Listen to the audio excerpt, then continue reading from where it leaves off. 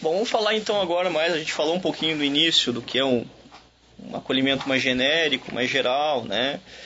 Vamos falar um pouquinho mais especificamente agora o papel do enfermeiro no processo de acolhimento de demanda espontânea, tá? É preciso que esse profissional, né, não é que ele tenha que ter um mandamento, que ele tenha que ter mas é que ele tenha essa particularidade de ter uma forte dimensão clínica e resolutiva, ou seja, gostar da clínica, né? Todos nós, né, dependemos, somos formados nisso, mas tem muitas situações que a gente às vezes não se interessa, mas no trabalho de demanda espontânea tem que conhecer a clínica ou saber buscar onde está localizado isso. Então a dimensão clínica é uma questão fundamental para acolher a demanda espontânea. E resolutiva, eu diria assim, tu conhecendo a clínica, tu sabendo diferenciar o que é urgência, determinar o que é, o que não é, tu consegue ter uma questão resolutiva. Ser resolutivo, gente, não é tu evitar que o teu colega médico não atenda, não é isso, tá? E aí que entra a questão assim, saber direcionar a demanda, discutir de igual para igual e estabelecer plano de trabalho e atendimento em conjunto com o profissional médico, se for o caso. Vou dar um exemplo. Mesmo quadro de disúria, né? Tu chegou lá, o paciente chegou para o teu colega, tu fez o exame físico dessa paciente, notou que ela não tem o sinal de gravidade, não se tem nenhum sinal que é agudo, assim, que seja risco alto, mas necessita de uma intervenção médica, ou seja, com o uso de antibióticos, tu tem que discutir isso de igual a igual do teu colega para vocês direcionarem o plano conjunto, certo? Então a dimensão clínica e resolutiva tem que ter aliada. E o trabalho em equipe é fundamental. Depois a gente vai conversar um pouquinho sobre isso. Mas se não tem uma boa relação de trabalho, né, é fundamental de existir essa função. Bom, essa questão de organização da demanda espontânea, né, é um papel importante do enfermeiro, porque quando tem isso, além da dimensão clínica, ele consegue estabelecer e ordenar não só o seu trabalho, mas o trabalho de toda a unidade, toda a equipe, porque ele consegue direcionar o que é estratégico, o que é imediato, o que é programado. Então, é o trabalho nosso, né? Tu tem que sempre trabalhar no teu trabalho diário, o que é? De trabalhar a questão educacional, trabalhar a questão epidemiológica e a questão clínica. Então, a organização da demanda, tu vai permear isso também. Essas três dimensões são fundamentais. Clínica, epidemiologia e educativa, certo? Bom, estratificação de risco, né? Nada mais é do que saber o que é para agora, o que pode esperar. Tá? E isso o protocolo vai definir. O protocolo existe para isso. E é isso que depois a gente vai conversar um pouquinho mais sobre isso. Sempre surge, né, na dúvida no nosso atendimento no dia a dia, e aí, mas não tem protocolo disso, né, não tem determinação, não existe nada legal. Não. O enfermeiro está habilitado para atender a demanda espontânea, sim. O enfermeiro está habilitado para estratificar risco, sim. E eu trouxe alguns marcos legais aqui até para vocês consultarem, se for o caso, para poder visualizar isso no dia a dia. Primeiro é a lei nossa, a lei do exercício profissional 7.498 de 86. Está claro, isso é passivo, todo enfermeiro tem que conhecer o nosso papel. Primeiro que a consulta de enfermagem é privativa do profissional enfermeiro. Está lá, bem alto e claro. E além disso é obrigatório, tá? Não é nem a questão de ser direito, não, é obrigatório, tá? Até na portaria, logo abaixo, depois eu vou citar, mas é obrigatório. A portaria do Ministério da Saúde 2488, da PNAB, da Política Nacional de Atenção Básica, determina as tarefas e atribuições da equipe de saúde da família, inclusive atenção à urgência e emergência, e determinar o seu encaminhamento mais adequado. Está presente lá. Peço que todos leiam e conheçam a firme a portaria, quem não conhece, mas está bem presente lá. As resoluções do COFEN, então, que colocam bem do Conselho Federal de Enfermagem, que estabelece a 19597, que é a solicitação de exames, né, pelo profissional do enfermeiro, tá? Está bem estabelecido e bem colocado lá. Só que, claro, existe uma determinação que, de acordo com a determinação que existe, tem que ser um endosso do gestor público do município para ter essa determinação. Muitos gestores nem conhecem isso, né? E aí cabe a nós, enfermeiros, estar determinando isso e colocando isso, porque às vezes o que o gestor quer é desconhecer a legislação, e isso cabe a nossa presença como profissional estar levando isso para essa parcela tão importante do Sistema Único de Saúde, que é o gestor em saúde, que às vezes não conhece, né? Não é um técnico, não é um profissional de saúde, não conhece essas particularidades de cada profissão. A resolução 15393, que é como eu falei para vocês, é que estabelece como obrigatória a consulta de enfermagem tanto na instituição pública quanto privada. Então, o enfermeiro que não faz consulta está indo contra a legislação. Então, isso é uma coisa que estabelece. Todo enfermeiro formado, curso superior, deve fazer consulta de enfermagem. E, por fim, o parecer técnico 001 de 2009 do Corém de Santa Catarina, que estabeleceu responsabilidade, atribuição e prerrogativa legal a classificação de risco do profissional enfermeiro, né, nas instituições de saúde. Está bem colocado lá, está público, notário, é só ter acesso ao site para ver isso. Bom, falar um pouquinho da estratificação de risco pelo enfermeiro. E aí a gente falou, recém que eu comentei assim, a questão do conhecimento, né? O conhecimento clínico, né? Extremamente, é a base, é o fundamental, é o alicerce que vai dar segurança para esse profissional, profissional médico e profissional e a próprio usuário, né, no trabalho em saúde. Então, conhecimento clínico, primeira base, o alicerce que a gente diria. Conhecimento legal, né? Tu tem que saber o que tu está fazendo e saber que algo é legal e que algo é legal. Tu não vai exercer a medicina de forma irregular, tá? Isso é crime, tá? Tem que existir conhecimento, legislação, mas para ver uma legislação, tu tem que saber um limite do que é e o que não é. Tá? Exercício legal da medicina no Brasil é crime. Então o enfermeiro tem que estar a par do que é competência sua e o que não é. E o trabalho fundamental, os protocolos e o trabalho em equipe. Protocolos, tá? Esses, gente, estão disponíveis. Nós tivemos grandes acessos, até eu coloquei ele no slide, o Caderno de Atenção Básica número 28. São 2 volumes, tá? O volume 1 e o volume 2, tá? O volume 1 trata mais a questão genérica, mais a questão do acolhimento como processo de trabalho. Mas o volume 2 estabelece bem a questão fundamental, a questão clínica e estabelece fluxogramas de atendimento, tá? Esse eu acho que todo enfermeiro, todo profissional de saúde, médico, né, dentista, nutricionista, inclusive, qualquer profissional da saúde tem que estar como ele do seu lado na sua mesa de trabalho, tá? Estabelece protocolos de fácil avaliação e fácil encaminhamento. Eu vou dar 2 exemplos depois aqui para a gente dar uma conversadinha. 3, na verdade, eu trouxe. Tá? Aqui eu coloquei um fluxograma de atendimento de estratificação de risco geral. Infelizmente não ficou muito bom, né? Porque eu peguei essa figura do manual e coloquei. Mas só para vocês saberem mais ou menos que eu tinha falado lá o que é risco imediato, né? Que é o vermelho, amarelo e verde. Eu tinha falado um pouquinho acerca disso lá na estratificação de risco, né? Então aqui fala um pouquinho do risco geral de cada situação. Por exemplo, uma situação não aguda, né? Orientação específica e oferta de serviço, que é uma coisa que chega para ti direto. O adiantamento daquela ação, do caso de solicitar determinado exame, um exame de gravidez, eu dei o exemplo, né? As situações agudas, né, que tem que ser imediatas, né, como falei para vocês, eu citei o exemplo do vermelho, parada cardiorrespiratória. O amarelo, né, crise de asma moderada, leve. E o verde é aquela situação que eu tinha falado para você do quadro de infecção urinária não complicada. Então são situações que estão presentes no manual lá, que eu acho que até foi passado para vocês. E vocês podem estar acessando lá, que está bem colocado essas situações nesse critério geral, tá? Bom, seguindo em frente aqui, eu vou dar um exemplo aqui de um quadro que a gente atende direto, né? No dia a dia, né, vocês podem ver isso. Diarreia, né, é um exemplo que eu vou começar citando. Vou citar exemplo de diarreia, dor de cabeça, cefaleia e dor de ouvido. Tá? Então vou dar um exemplo aqui do quadro da diarreia, que chega lá aquele usuário para nós. Primeiro atendimento que chega, né? E o fluxograma é claro. Embora não esteja muito claro agora no slide, mas a gente vai comentar para vocês que é bem clássico isso aí. É só seguir as orientações. Primeiro, se aquele usuário tem comprometimento de via aérea, está desacordado, né, não responde estímulo, Glasgow 0, isso é uma emergência imediata, critério vermelho. Mas 99% das vezes o cara vai chegar para ti bem, consciente, comunicativo e vai sentar na frente e dizer, ó, estou com diarreia, há quantos dias, né, mas tu vai seguir para te ficar mais tranquilo, segue o fluxograma se for o caso. Nesse caso, não, né? Dor intensa, né? Teve sangue nas fezes, vômito com sangue, sim ou não? Se sim, ele entra no critério laranjado, né? Se não, a gente segue abaixo. Dor moderada, né? Diarreia aquosa, sinais de desidratação, né?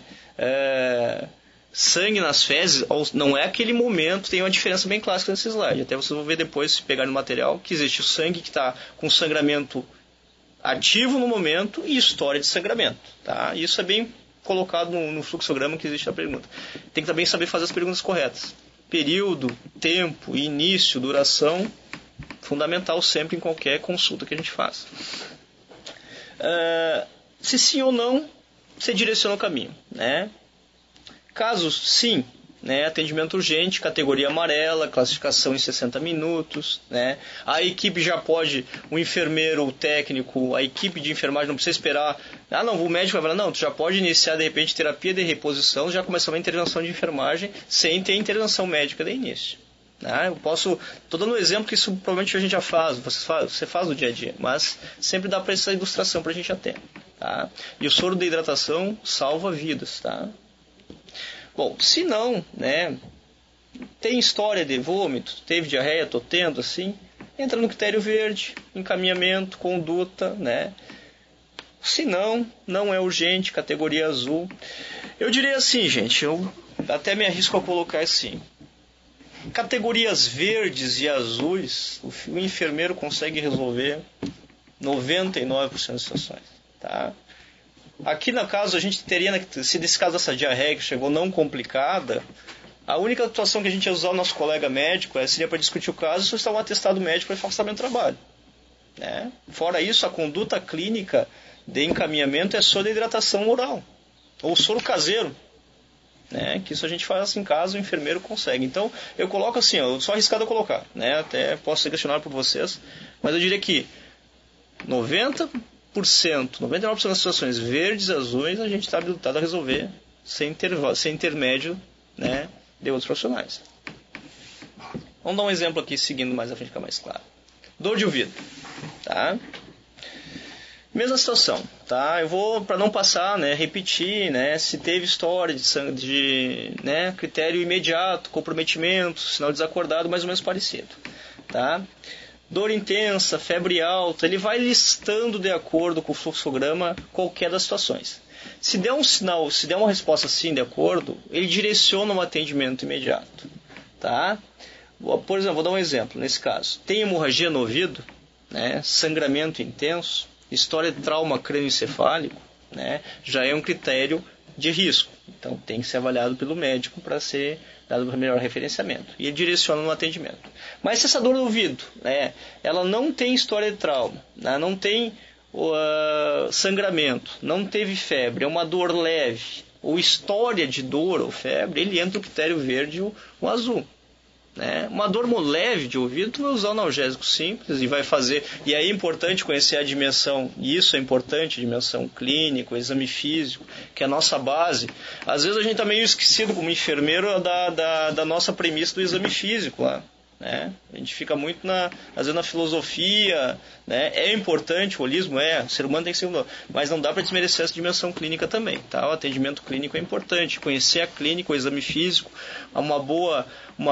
um histórico de enfermagem, um exame físico, uma avaliação, um plano é um processo nosso de trabalho, então a gente tem que conhecer a base da história e o exame físico, tá? Mas seguindo, se não tem esse quadro, né? Se tem febre, ele entra no critério azul e verde, tá? Que tranquilamente pode ser resolvido e contornado por nós. Tá? 90% das pessoas hoje têm analgésico em casa. Né? Tu pode até orientar, tu não vai estar medicando para dor, cara. Né? Ele vai orientar, tem remédio em casa, pode tomar assim. Tu fez um exame, uma otoscopia, e é importante o enfermeiro conhecer a fazer o exame de ouvido sim. Tá?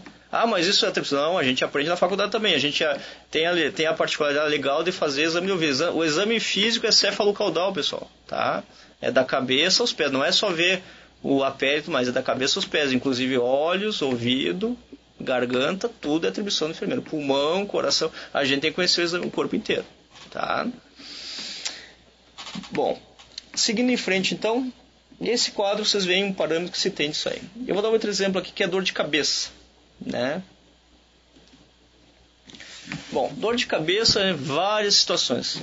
Então assim, são várias situações no quadro de dor de cabeça, tá? Então isso é a atenção nossa e saber seguir fluxograma. Desde o quadro de uma dor de cabeça pode ser tensional, né? Um quadro mais sério, né? uma crise hipertensiva, um quadro de alteração do sensório ou até algo mais sério. Mas pode ser uma crise de dor de cabeça leve, sem dificuldade, que é a maioria das dores de cabeça que a gente tem.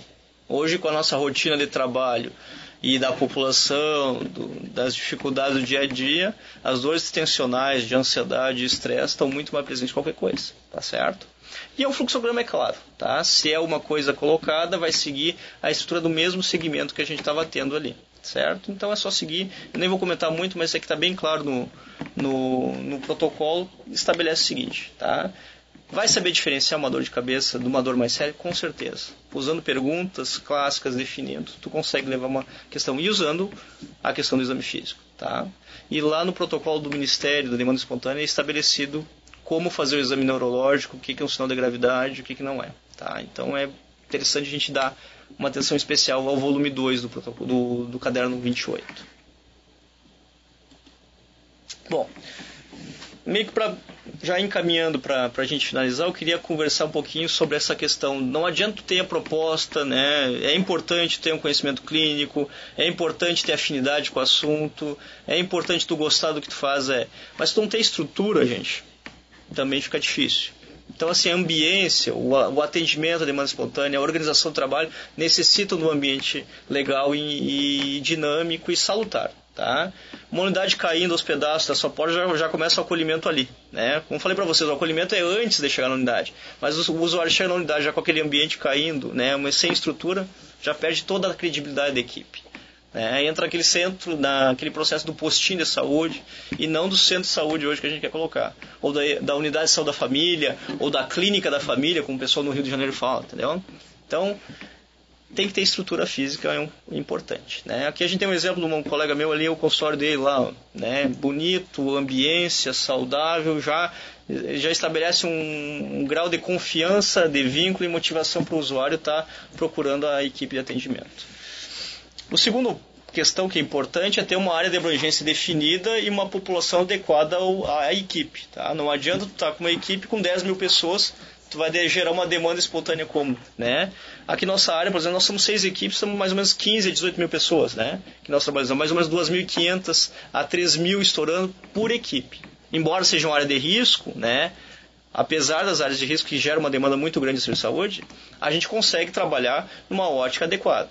Agora não adianta uma equipe com 10 mil usuários. Tu nunca vai conseguir estabelecer um quadro de atendimento de demanda espontânea de forma categórica. Não dá. Não adianta a gente colocar essa utopia. Tem que existir uma adequabilidade de população e equipe para poder funcionar o sistema de demanda espontânea e de acolhimento. Ninguém é mágico, ninguém é utópico em dizer que consegue fazer isso. Eu botei aqui só um slide só para a gente, né, comentar rapidinho que o acolhimento pode também servir de modelo, né, quando o profissional chega lá, aliás, desculpa, quando o usuário chega lá, tu pode também determinar os níveis de rastreamento desse usuário. Por exemplo, chega o usuário lá, eu tenho 18 anos, né, quero ver a minha pressão, quero um papel para fazer o controle da minha pressão que eu acho que está alta.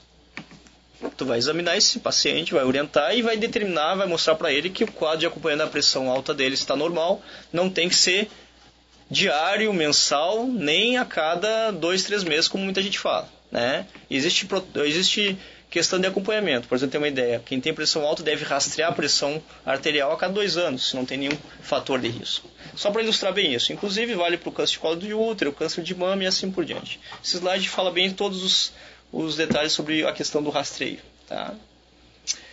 As dificuldades, que eu já meio falei um pouquinho, só para a gente colocar, que não adianta dizer que é tudo maravilha, que não dá. Estou sendo, né, utópico em falar isso. Mas isso a gente tem que colocar para poder debater com a equipe. Primeiro, né, se não tem uma retaguarda no processo de acolhimento, se não tem uma boa relação enfermeiro, né, o médico não está presente, não aceita esse processo, ou o enfermeiro não quer participar do acolhimento, quer deixar tudo, não, isso não é minha atribuição, é tudo com o médico, não quero me envolver, não adianta. Tá? Se o enfermeiro tem aquela, coloca assim, não quero me envolver, demanda clínica, é médico, eu vou fazer preventivo, vou fazer pré-natal e fazer puericultura. Não adianta. Então, já começa a engrenagem a ser quebrada. Então, não se tem. esse processo de trabalho, o acolhimento como processo de trabalho em equipe, a aceitação disso, convencer outros, né, ou até mesmo a gente de que é importante, de que é aceitável, que a urgência não é a atribuição do hospital ou da UPA, é outro trabalho. Isso mexe com brios, né? E aí entra o passo detrás o próximo item que eu falo, que é o medo novo, né? Falar isso, mexer isso, porque criou a cultura. Não, urgência é o hospital, urgência é a unidade de pronto atendimento. E a equipe da saúde da família não tem que atender mais espontânea, tem que ser só consulta agendada, ambulatório, e não se tem. Se não consegue mexer na situação, o detalhe não fica colocado.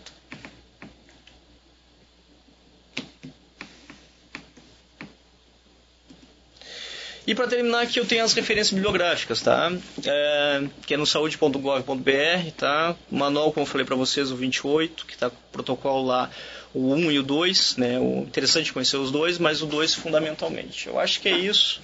Vamos ver o que a gente discute aí nas situações. Obrigado.